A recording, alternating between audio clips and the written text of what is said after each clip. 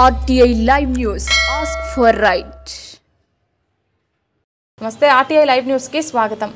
కాంగ్రెస్ ఎన్నికల హామీ బాకీ కార్డు రిలీజ్ చేసిన మాజీ శాసనసభ సభ్యులు జైపాల్ యాదవ్ పాల్గొన్న బీఆర్ఎస్ పార్టీ శ్రేణులు కార్యకర్తలు విలేకరుల సమావేశంలో మాట్లాడుతూ కాంగ్రెస్ ఎన్నికల హామీ బాకీ కార్డు 22 నెలల పాలనలో తెలంగాణ రాష్ట్ర ప్రజలకు బాకీ వృద్ధులకు పెన్షన్ అవ్వాతాతలకు నెలకు 4,000 రూపాయల హామీ 22 నెలలకు గాను 1,32,000 బాకీ దివ్యాంగుల పెన్షన్ నెలకు రూపాయి బాకీ దివ్యాంగుల పెన్షన్ నెలకు 6,000 హామీ 22 నెలలకు గాను 44,000 బాకీ విద్యార్థులకు స్కూటీ బాకీ విద్యార్థులకు రియంబర్స్మెంట్ కాలేజీ విద్యార్థుల ఫీజు బకాయిలు 8,000 కోట్లు బాకీ కళ్యాణలక్ష్మి షాదీ ముబారక్ ఆడబిడ్డలకు పెళ్లిలకు తులం బంగారం బాకీ రైతు భరోసా 4 ఎకరాల రైతులకు కౌలు రైతన్నలకు 76,000 బాకీ రుణమాఫీ 2 లక్షల బాకీ వరి పంటకు 500 బోనస్ ప్రతి ఎకరాకు 12,500 హామీ 4 పంటలకు ప్రతి ఎకరాకు 50,000 బాకీ నిరుద్యోగులకు 2 లక్షల ఉద్యోగాలు బాకీ నిరుద్యోగ వృత్తి 22 నెలలకు 88,000 బాకీ విద్యా భరోసా కార్డు విద్యార్థులకు 5 లక్షలు బాకీ ఇలా చెప్పుకుంటూ పోతే ఎన్నో 400 హామీలు 6 గ్యారంటీల పేరుతో దొంగ హామీలతో మాయమాటలు చెప్పి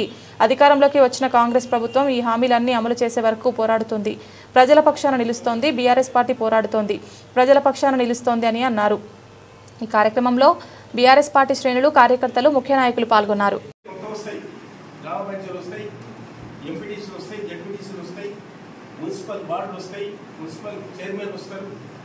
మేయర్లు వస్తారు కార్పొరేటర్ వస్తారు ఆ విధంగా పట్టణ స్థాయిలో వస్తారు స్థానిక సంస్థలు 42% బీసీలకు మేము రిజర్వేషన్ కల్పిస్తామని చెప్పి కామారెడ్డిలో కర్ణాటక ముఖ్యమంత్రి సిద్దిరామయ్య గారి చేత ప్రకటింపజేశారు.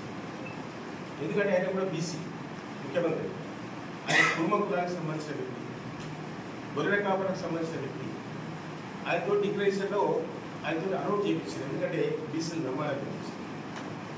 తర్వాత ఆ 22 నెలల కాలం నుంచి ఎందుకు మీరు 42% గురించి మీరు పని మొదలుపెట్టలేదు?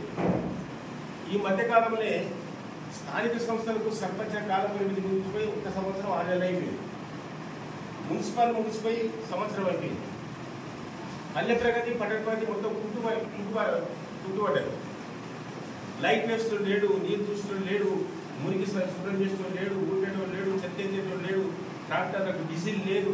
తర్వాత అక్కడ ఉన్నటువంటి లేబర్కు జీతాలు లేవు, కాంట్రాక్టర్ లేబర్కు జీతాలు లేవు. ఆ విధంగా నెల జీతాలు పొందేటువంటి వారు ఆ విధంగా పూర్తిగా అధ్వానం అయిపోయారు.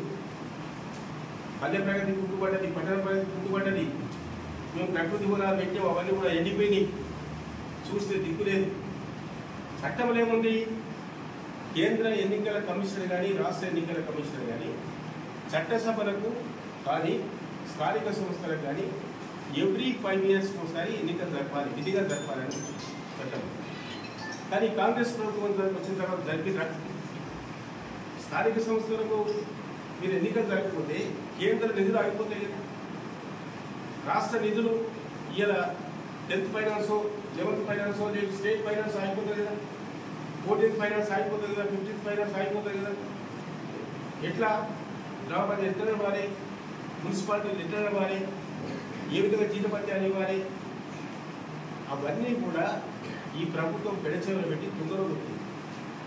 కేవలం ముఖ్యమంత్రి, మంత్రులు, వాళ్ళ పార్టీ, వాళ్ళ నాయకులు, వాళ్ళ ఎమ్మెల్యేలు, వాళ్ళ పార్లమెంట్ సభ్యులు, వాళ్ళ శాసనమండలి సభ్యులు దాచుకోవడం తప్పిస్తే ఇక వాళ్ళకి వేరే కార్యక్రమం లేదే. 2 కార్యక్రమాలు, 2 పాయింట్స్ వరకు, 2 సూత్రాలు: దోసుకోవడం, దాచుకోవడం. ఎక్కడ చూసినా అవినీతి. ఇలా ప్రభుత్వ కార్యాలయాలు పనిచేస్తలేవు. దోపిడీ గురైపోతుంది ప్రజలు మొత్తం కూడా. లంచం ఇవ్వకపోతే పని జరుగుతలేదు. మరి ప్రభుత్వం కన్ను పూసుకున్నదా? ఈ రేవంత్ రెడ్డి కన్ను నుండి చూడలేని గుడ్డోడా, నోరు నుండి మాట్లాడలేని మూగోడా, చెవులేండి ప్రజల కోడు పట్టించుకోండి చెవిటివాడ. ఈ మంత్రులకు ఏమైంది? ఈ ప్రభుత్వానికి ఏమైంది? ఈ ముఖ్యమంత్రికి ఏమైంది? ఏఐసిసి పార్టీకి ఏమైంది? రాహుల్ గాంధీకి ఏమైంది? మల్లికార్జున ఖర్గేకి ఏమైంది? సోనియా గాంధీకి ఏమైంది?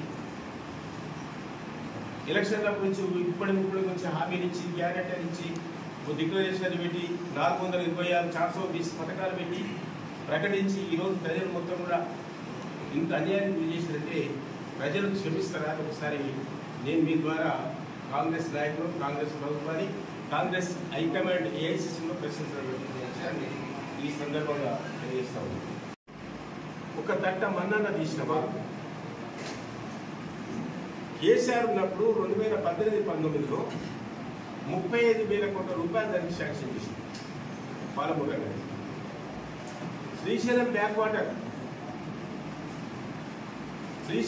వాటర్ తీసుకొని అక్కడ అచ్చంపేట నల్లమల్ల పులిమిటేటో అచ్చంపేట వస్తుంది. నేను కలవకుర్తి మీద కట్టమన్నా ఆ ఎత్తగానే కలవకుర్తి మాడగా. మరి నీకు రాక అవకాశం వచ్చింది. పాత పాలమూరు జిల్లాలో ముఖ్యమంత్రి అయ్యే అవకాశం వచ్చింది. నువ్వు పాత పాలమూరు జిల్లాకి ఏం చేస్తున్నావు అని మేము అడిగాం. వాళ్ళు వచ్చాడు కృష్ణపాలెంకి వచ్చాడు, జమ్మికి వచ్చాడు, కొడాటిపల్లి ఉన్నాడు, ఆడికెళ్ళి కొడంగల్ పోయాడు, రాత్రి నైట్ ఆర్డర్ చేశాడు. మరి ఇక్కడికి వచ్చినప్పుడు ఏం ప్రకటిస్తున్నావు, ఏం చేస్తున్నావు? మేము చాలాసార్లు డిమాండ్ చేస్తాం. జయపాల్ రెడ్డి జయంతి రోజు కుట్ర గేట్ దగ్గర చౌరస్తాలో జయపాల్ రెడ్డి విగ్రహం పెట్టాడు. ఇక్కడికి వచ్చి ప్రభుత్వ డబ్బుతోటి ఇక్కడ బహిరంగ సభ పెట్టాడు. కాంగ్రెస్ పార్టీ మీటింగ్ అది మొత్తం 3 కోట్ల 5 కోట్ల ఖర్చు అయింది. మొత్తం గవర్నమెంట్ ఖజానా డబ్బు. అక్కడ ఏమన్నా చేసిండు?